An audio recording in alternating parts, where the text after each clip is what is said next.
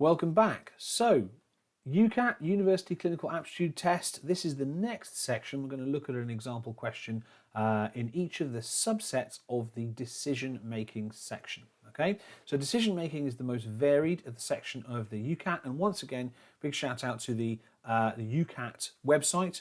They are fantastic. Their logo is there. Look up the UCAT website. All these resources and more can be found there. Do use them for your practicing with the portal, practicing with the online calculator, getting all your practice for your UCAT in early there.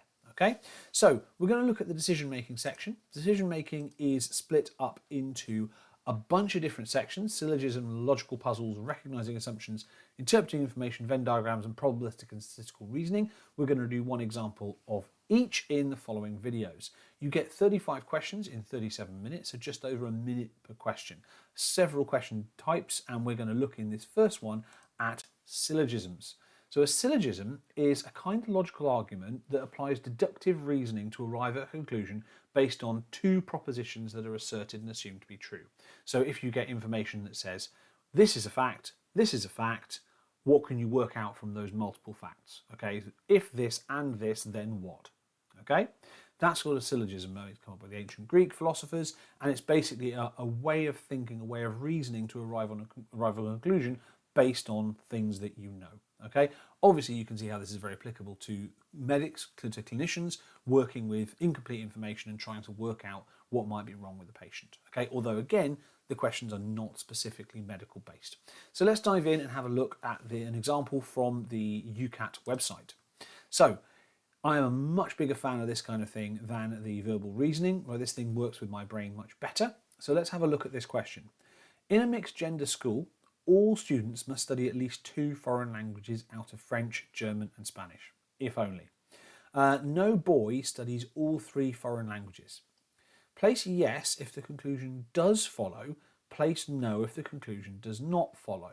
So the strategy here, I would say, is always read the statement first, read through all the statements that you've got here, any obvious ones, you put your yes or no in, okay, and then read through the statement again.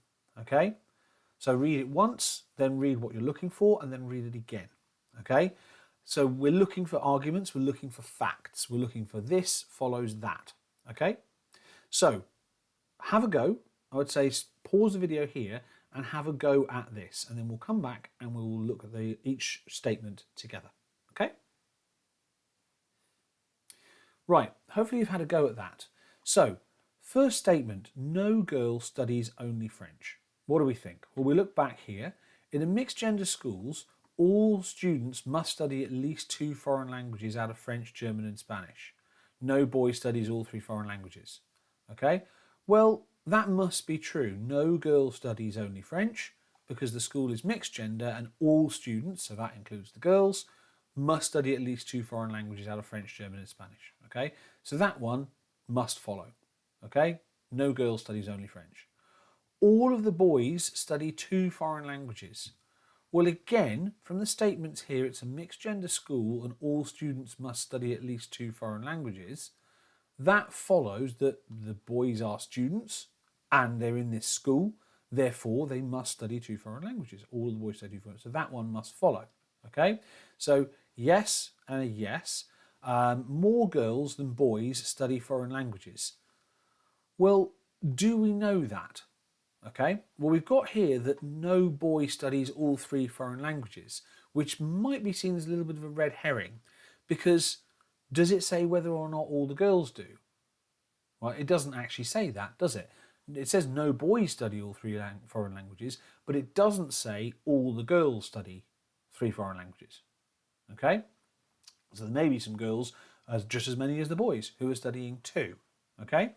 Next one, more girls than boys study 3 foreign languages.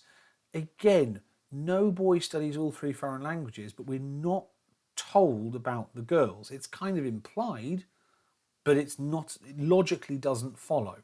Okay, there's not a statement that suggests that's the case. At least one boy and at least one girl study the same pair of foreign languages.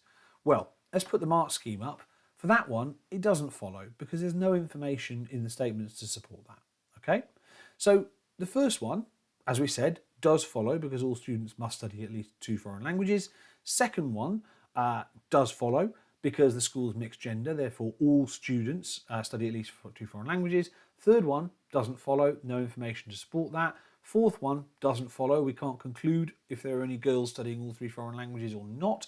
We've only got a statement about the boys. And the fifth one does not follow because there is no information in the statement to support this. So we should have had yes, yes, no, no, no. Okay? Hopefully that way of thinking is nice and clear. Next up, we'll go on to